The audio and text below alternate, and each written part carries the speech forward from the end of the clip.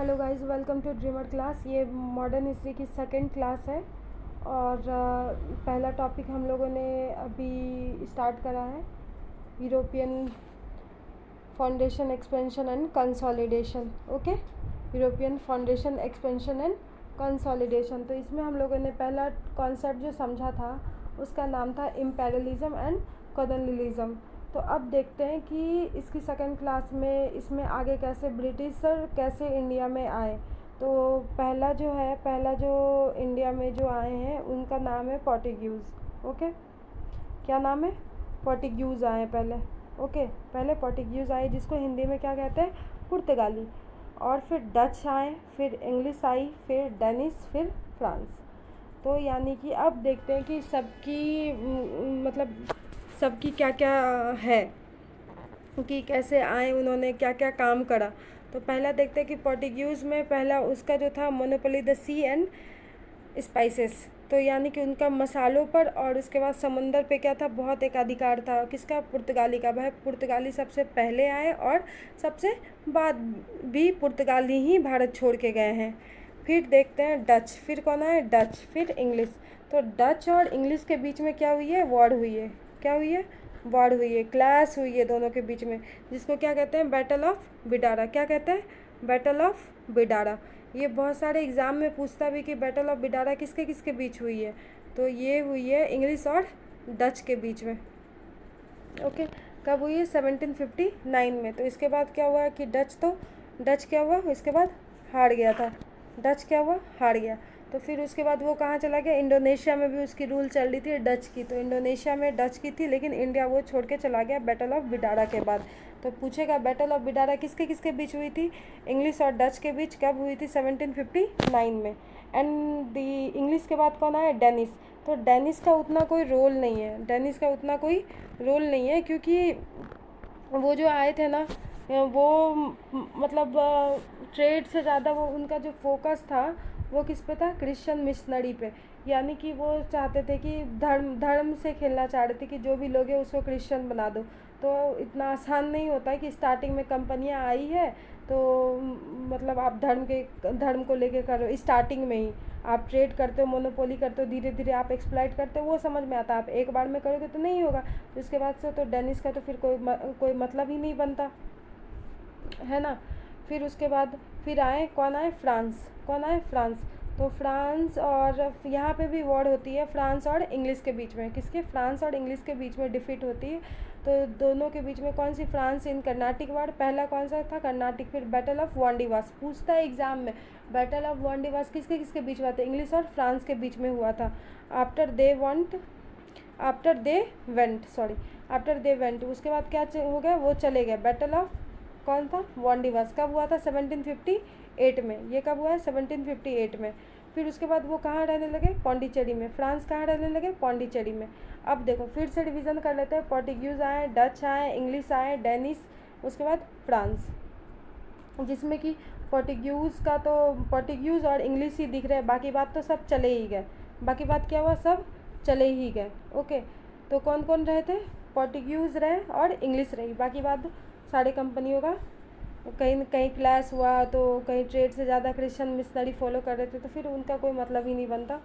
फिर देखते हैं इंग्लिश और पोर्टुगीज़ के बीच में कंपटीशन होती। तो उन लोगों ने क्या किया कि मतलब शादी करके आगे उन्होंने अपने रिश्ते को एकदम सही ढंग से काम, मतलब दोनों के बीच लड़ाई भी नहीं हुई और सही से चल भी रहा था, फ्रेंडशिप भी हो गई थी। English has a good relation to Portuguese. तो इंग्लिश की गुड रिलेशन किससे हो गई? पोर्टुगीज़ की। तो England king Charles second married to Portuguese of sister Catherine of Braganza और Bombay give dowry to England. यानी कि क्या हुआ कि इंग्लैंड के जो किंग थे चार्ल्स सेकेंड वो किससे शादी की? तो पोर्टुगीज़ वाले जो थे उनकी सिस्टर से शादी की, जिसका नाम था कैथरीन ऑफ ब्रेगेंजा। क्या था? कैथरीन ऑफ ब्रेगेंजा, जिसको दहेज में क्या मिली थी? बॉम्बे मिली थी, है ना। जिसको दहेज में क्या मिली? बॉम्बे मिली। चलो, कुछ कुछ पॉइंट्स हैं जो आगे यूज़ होंगे। उसका नाम है जैसे दस्तक। क्या है? दस्तक। तो दस्तक ये बहुत जगह यूज़ होगा कि ये क्या है? Pass for free trade. Free trade करने के लिए पास चाहिए होता उसको बोलते हैं दस्तक। दूसरा है फरमान। तो फरमान क्या होता है? Royal order ports for trade for opening factories, यानी कि आप जो फैक्ट्रीज ओपन करोगे और उसके बाद फोर्ट्स या फैक्ट्री ओपन करोगे, ट्रेड करोगे, तो उसमें आपको ऑर्डर चाहिए ना। जो यहाँ पे इंडिया में भी राजा थे तो वो सब क्या किए? फरमान जारी करते थे, उसी को बोलता है फरमान, यानी कि रॉयल ऑर्डर। तो देखते हैं कि एग्ज़ाम पर्पज़ से अपने को क्या क्या पढ़ना है। पहला तो पढ़ना है फैक्ट्रीज़, क्या पढ़ना है? फैक्ट्रीज़। दूसरा पढ़ना है फोर्ट्स। तीसरा पढ़ना है आइटम्स ऑफ ट्रेड। और फोर्थ पढ़ना है governor general and then specific role, governor general का और उसका रोल को पढ़ना है। और फिर देखते हैं कि जो कंपनियां, ऐसा नहीं कि इंडिया में ही रूल कर रही थी, बहुत सारी कंपनियां मीन्स बाहर भी रूल कर रही थी। जैसे कि साउथ अमेरिका में देखे तो स्पेनिश की रूल हो रही थी। किसकी? स्पेनिश की। इंडोनेशिया में डच गए थे, अभी बताई थी ना, बैटल ऑफ बिडारा 1759 में हुई थी। बैटल ऑफ बिडारा किसके किसके बीच? डच और इंग्लिश के बीच हुई थी। तो डच फिर कहाँ चले गए? Indonesia. Burma, Malaysia and Singapore में इंग्लिश थी। लाओस, कंबोडिया, वियतनाम में फ्रांस थी। फिलीपींस में स्पेनिश थी। अमेरिका, ऑस्ट्रेलिया एंड न्यूजीलैंड में ब्रिटेन थी। ओके, तो चलते हैं नेक्स्ट स्लाइड पे। ओके, तो क्या लिखा है? The Constantinople was controlled by Ottoman Turks in 1453. The Arab comes to dominate their trade, their land and sea route in the middle of eastern region. कहने का क्या मतलब है? The Constantinople was controlled by Ottoman Turks. ठीक है, इसका मतलब जो कुस्तुनतुनिया थी, कॉन्स्टेंटिनोपल को क्या बोलते हैं? कुस्तुनतुनिया भी बोलते हैं। ये जो कंट्रोल था, किसके थ्रू कंट्रोल हो रहा था? वहाँ पे ऑटोमन एम्पायर थी। कौन सी थी? Ottoman empire. कहाँ पे? टर्की में। कहाँ? टर्की में, यानी कि तुर्क में, तुर्की। हाँ, इन 1453 में। बट क्या हुआ ना कि अरब्स वाले जो थे वो क्या करने के लिए? वो डोमिनेट करने लगे। वो क्या करने लगे? डोमिनेट करने लगे। Dominate their land and sea route in the middle of eastern region. तो अब देखते हैं मैप के थ्रू से। चलो मैं बताती हूँ।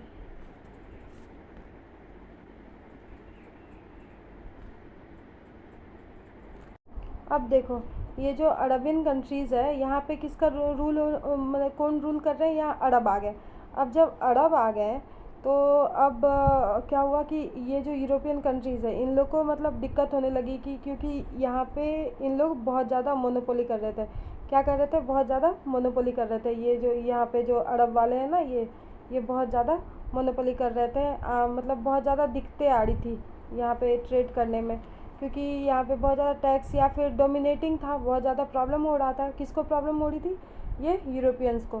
फिर जा कर के क्या हुआ, देखो आगे समझते हैं।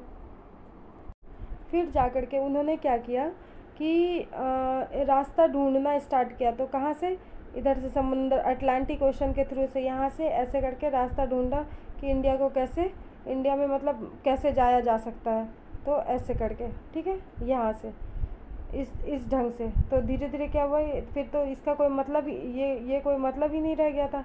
तो इस रास्ते से जान, अटलांटिक ओशन हो करके इधर इंडियन ओशन होते हुए, तो वहीं बोल रहा था। पहले डायग्राम में हम लोगों ने समझा, क्या समझा कि पोर्टुगीज़ का मोनोपोली था किस पे? सी पे और स्पाइसेस पे। ओके, चलो लिखा है Consequently, European dependent on Arab merchant who acted as intermediaries who connected Europe and Asia. Europe and Asia को कनेक्ट कर रहा था। कौन सा? वही टर्क वाला जो एरिया है ना, वो रेड सी वाला जो एरिया है। तो उस टाइम वहाँ पे तो मोनोपोली हो रहा था अरबियंस का। तो जा कर के इन लोग को प्रॉब्लम होने लगी, ठीक है, क्योंकि और ये लोग डिपेंडेंट भी, इन लोग जो थे यूरोपियन किस पे डिपेंडेंट थे? ये भी उसी एरिया पे डिपेंडेंट थे, क्योंकि उन लोगों ने तभी सी रूट को ढूंढा नहीं था। फिर जा कर के क्या हुआ? Arab merchant monopolies the Red Sea which connected Europe market with Asia. तो उन्होंने क्या हुआ, जो रेड सी वाला जो था ना, वो कनेक्ट कर रहा था कौन सा? एशिया और यूरोप के मार्केट को, ठीक है। उस पर किसका एकाधिकार था? एशिया का, अरब का एकाधिकार था। इन दिस सिचुएशन, और इस सिचुएशन में क्या हुआ? European were eager to find an alternative route in India for eliminating their dependency on Arab merchants who were earning tremendous merchants. Okay? तो वो लोग बहुत ज़्यादा जागरूक हो गए कि दूसरा रास्ता को कैसे ढूंढा जाए, क्योंकि इसकी जो बहुत ज़्यादा डोमिनेटिंग हो रहे, अरब वाले बहुत ज़्यादा डोमिनेटिंग हो रहे थे। फिर जा कर के उन्होंने एक मतलब रास्ता ढूंढना स्टार्ट कर दिया कि कैसे जाया जाए इंडिया विदाउट रेड सी को क्रॉस किए हुए। तो अभी मैं डायग्राम पे सब चीज़ बता चुकी हूँ, बस ये लिखे हुए हैं तो इसको मैं एक्सप्लेन कर देती हूँ। Who were earning tremendous profit by monopolizing the route. This led to discovery of sea route to Indian subcontinent, which was the first step towards the process of imperialism by European countries in Asia and Africa. यानी कि क्या हुआ कि वो monopolies के कारण वो बहुत ही ज़्यादा ट्रिमेंडस प्रॉफिट ले रहे थे, मतलब बहुत ही ज़्यादा उनको प्रॉफिट हो रही थी। तो उन्होंने क्या चीज़ का डिस्कवरी किया, सी रूट का डिस्कवर किया इंडिया फोर किसके लिए, इंडियन सब कॉन्टिनेंट के लिए। ये पहला स्टेप था किसके लिए, imperialism bye European countries in Asia and Africa. चलो तो पार्ट वन हम लोगों ने देखा। अब पार्ट टू को स्टार्ट करें। Portuguese east India company. तो हम लोगों ने पहले क्या पढ़ा था कि पोर्टुगीज पहले आए थे। तो देखते हैं। It was a royal monopoly and joint stock company. It reached India 1498। Vasco da Gama reached Calicut in Kerala through Cape of Good hope. यानी कि वो अफ्रीका होकर के वो आए थे, मैं अभी बताई थी कि तो कहाँ सबसे पहले कौन आया था, वास्को डिगामा। तो 1498 में, कब, 1498 में कहाँ पे, कालीकट यानी कि केरला पे आए थे। किधर से होते हुए, through Cape of Good Hope. Vasco da Gama became first European to establish the trade with Asia. तो वास्को डिगामा पहला इंसान था, पहला यूरोपियन इंसान था जो कि ट्रेड कहाँ, विथ ट्रेड करने के लिए विथ एशिया, समझ आया, इस्टेब्लिश किया था। And instead of using traditional caravan silk route he reached India and landed at Calicut, new name Kozhikode, Kerala in May 1498। तो क्या हुआ ना कि वो सिल्क रूट के थ्रू से ही रिच्ड इंडिया आया एंड कहाँ पे, एट कालीकट में लैंड किया है, जिसका नाम है कोजिकोड इन केरला इन मई 1498 में, where he was led by a Gujarati pilot Abul Majid. Upon reaching Calicut, he was given a grand reception by a local Hindu ruler समुथरी यानी कि जैमोरिन। तो उसका जो गुजराती पायलट कौन था, अब्दुल माजिद था, जो उनके साथ कालीकट आया था। एंड वो he was given a grand reception by a local Hindu ruler. वहाँ पे जो लोकल हिंदू रूलर थे जिसका नाम था समुथरी या जैमोरिन।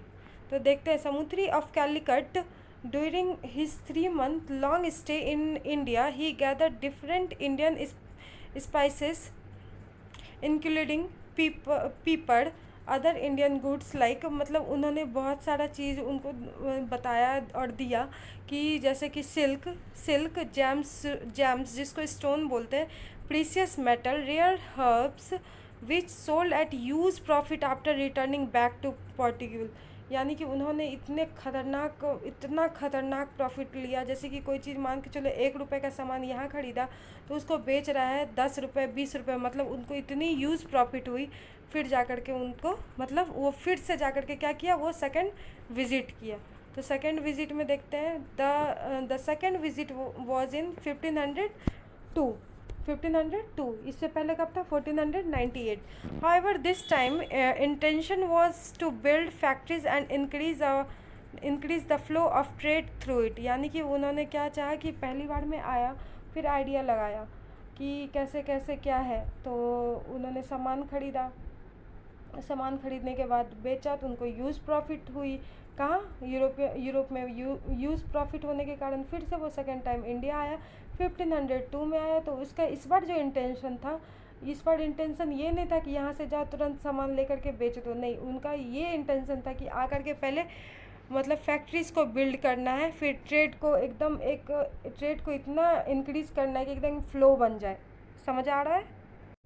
बट क्या हुआ देखो, कि Portuguese still manage to build factory despite the strength rough relation between the Zamorin and challenge from Arab trader.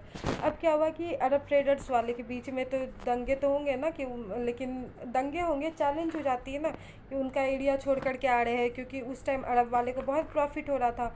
तो अब जाकर के क्या हुआ कि Portuguese still manage to build factory, ये क्या चाह रहे थे कि उनको बिल्ड करना है फैक्ट्री को। तो बट इनकी स्ट्रेंड यानी कि रफ रिलेशन थी किसके बीच, जैमोरिन और अरब मर्चेंट के बीच। चलो यही है, और नेक्स्ट देखते हैं कि क्या लिखा है। अर्ली कंपनी वेस्ट कोस्ट, देखते हैं कहाँ कहाँ उन्होंने, डायरेक्ट देखते हैं कि कहाँ कहाँ उन्होंने मतलब कंपनी बैठाई। Calicut, Cochin, Quilon, Cannanore. Early headquarter at was at Kochi, किसी कोची की कहाँ थी है, ये हेडक्वार्टर रही है कहाँ, कैन्नौर।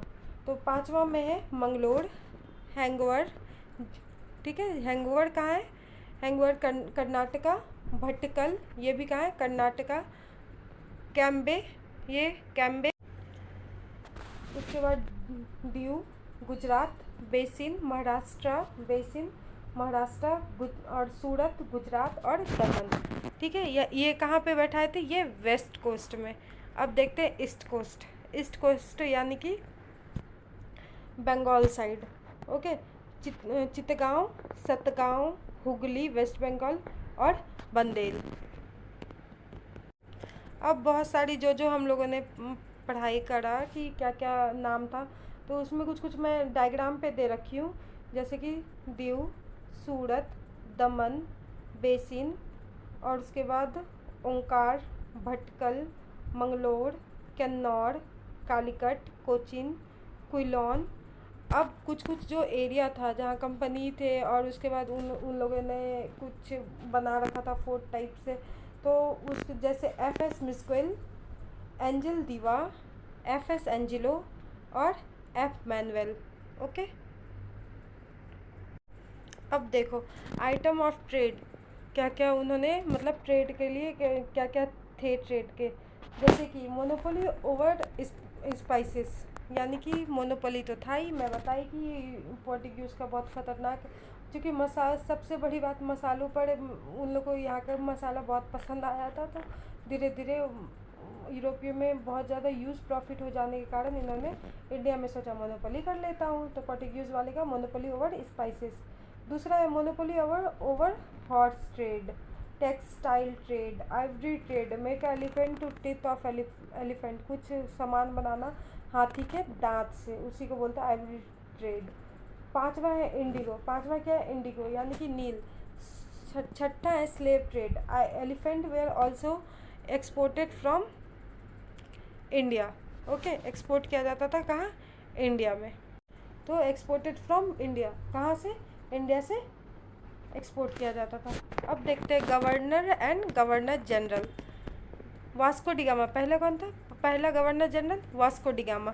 फर्स्ट इम्पोर्टेंट गवर्नर जनरल जो सबसे ज़्यादा इम्पोर्टेंट है, पहले आए वास्को डी गामा, पहले आए, लेकिन इम्पोर्टेंट गवर्नर जनरल फर्स्ट है फ्रांसिस्को डी अल्मेडा। कौन है, Francisco de Almeida. He was the first real Portuguese governor and he was responsible for elephant of Portuguese and first real Portuguese governor and he was responsible for establishment of Portuguese Empire of India। जो empire जो खड़ा किया Portuguese का, तो वो पहला जो important governor general है वो है Francisco de Almeida. He begins to consolidate the Portuguese interest in India by build forts at. तो इन्होंने क्या करना स्टार्ट कर दिया था, पोर्टुगीज़ का क्या इंटरेस्ट आने लगा कि बिल्ड करना है, क्या बिल्ड करना है, फोर्ट्स को। तो पहला जो देखते हैं कोचिन फॉर मैनुअल, मैंने डायग्राम में सब चीज़ दे रखा है, अगर मान के चलो कि जिसको तुरंत रिवीजन करना है तो आप जाओ टेलीग्राम पर, आपको मिल जाएंगे सारे के सारे नोट्स विद डायग्राम, हर चीज़ है। कोचिन फर्स्ट, सेकंड है कैन्नौर, फोर्ट सेंट एंजेलो मैं अभी दिखाई थी, एंजल डीवा, एफ.एस. कौन सा है, मिस्केल। He gave blue water policy, one of the most important date who given the blue water policy. तो फर्स्ट गवर्नर जनरल का नाम क्या था, Francisco de Almeida, Francisco de Almeida. What कौन क्या पॉलिसी दिया था? Blue water policy. अब देखते हैं कि ब्लू वाटर पॉलिसी क्या है। द पॉलिसी ऑफ मास्टर और strain then the Portuguese control on Indian subcontinent. He believed that instead building factories and fortresses, they should impansion they should emphasis on becoming powerful at the sea। तो blue water policy क्या है? तो ये powerful हो गए थे कहाँ पे? सी में बहुत ज़्यादा पावरफुल हो गए थे और इनकी मोनोपोली थी कौन सी? इंडियन सब कॉन्टिनेंट पे। तो उन्हीं की पॉलिसी को क्या कहा जाता है? Blue water policy. अब देखते हैं थर्ड है। थर्ड में कौन से गवर्नर जनरल आए थे? Alfonso de Albuquerque. तो देखते हैं, he regarded as most important governor. ही आवाज़ आ रही है पता नहीं। He is regarded as most important governor of Portuguese. Under him, Portuguese strengthened their position. Under his governorship, Portuguese established 3 bases.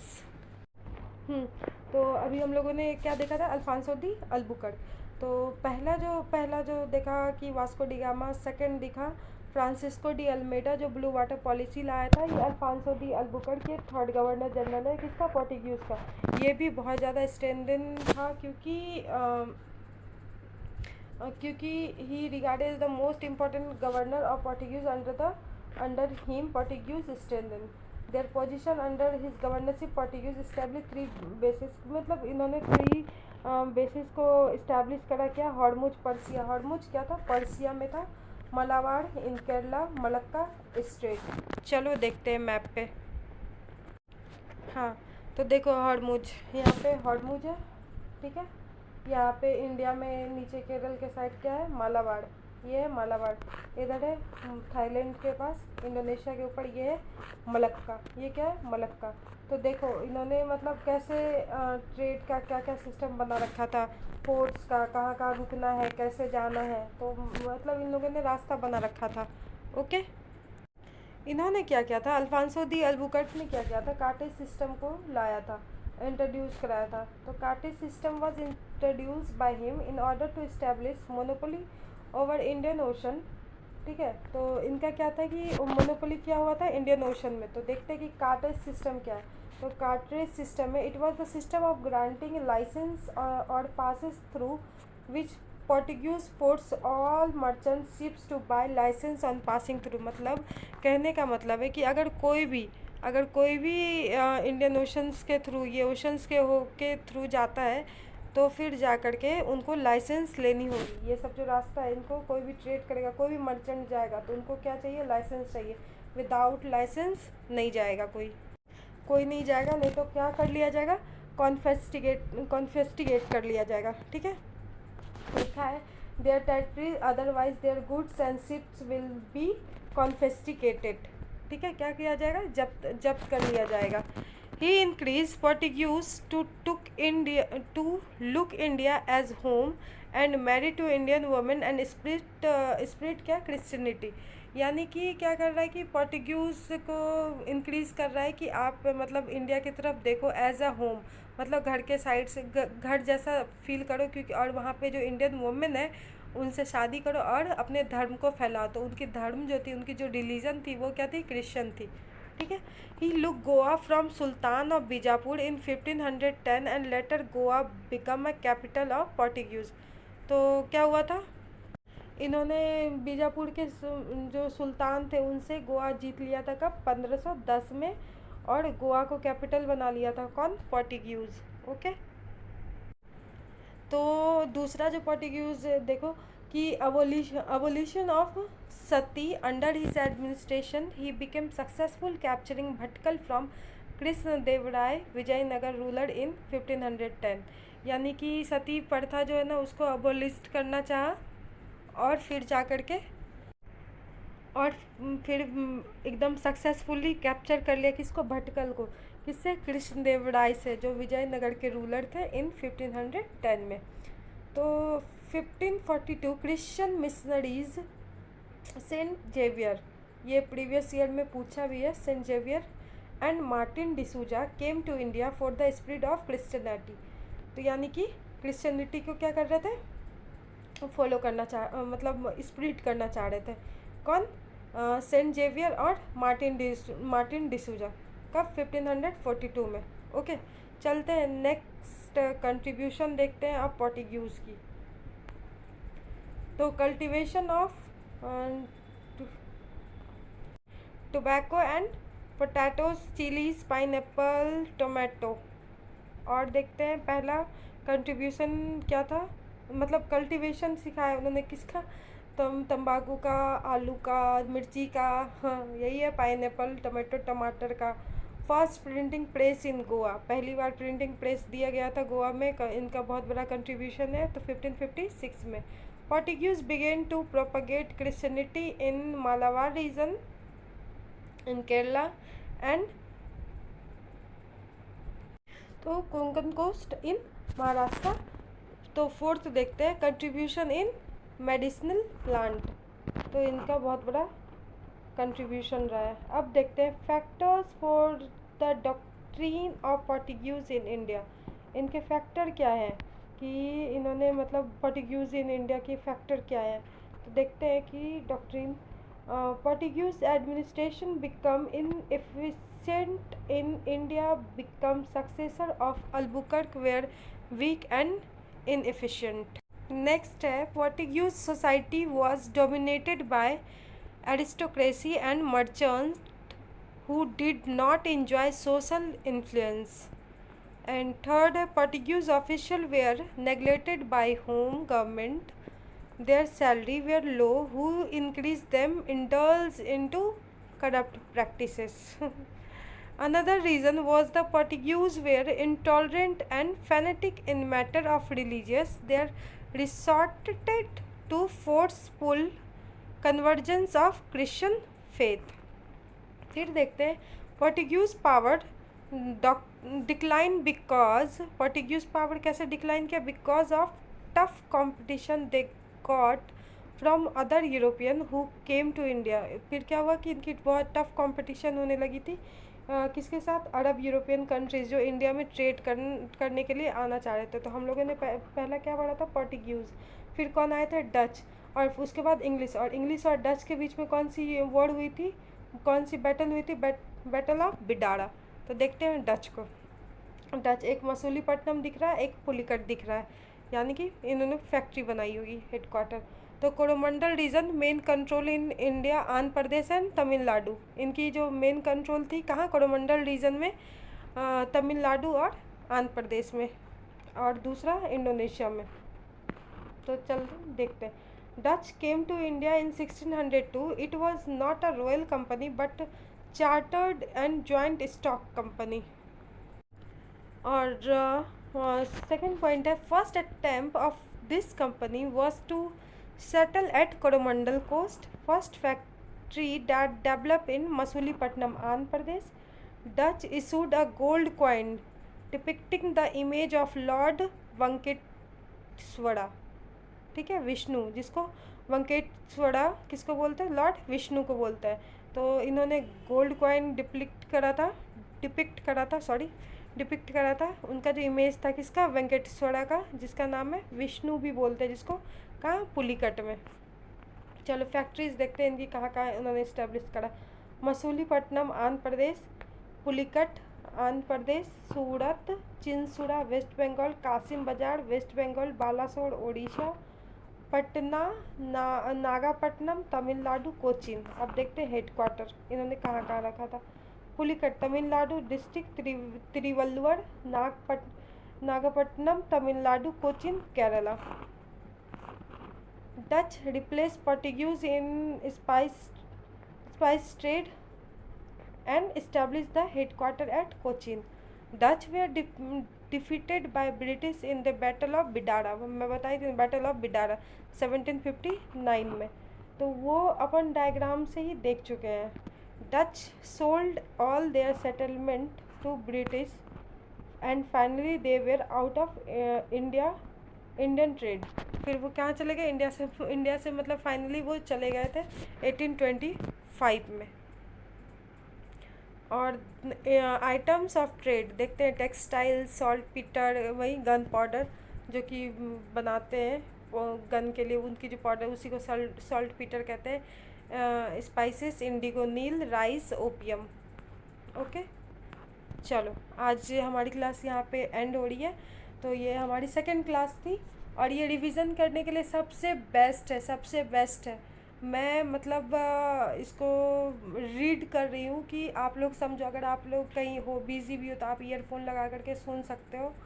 और फिर अगर टाइम कम है तो आप पीडीएफ जा करके ज़रूर पढ़ो, ज़रूर से ज़रूर पढ़ो, फिर आपको पता चलेगी। ठीक। चलो कोई नहीं, अच्छे से रहो, हैप्पी हैप्पी। चलो बाय, थैंक यू।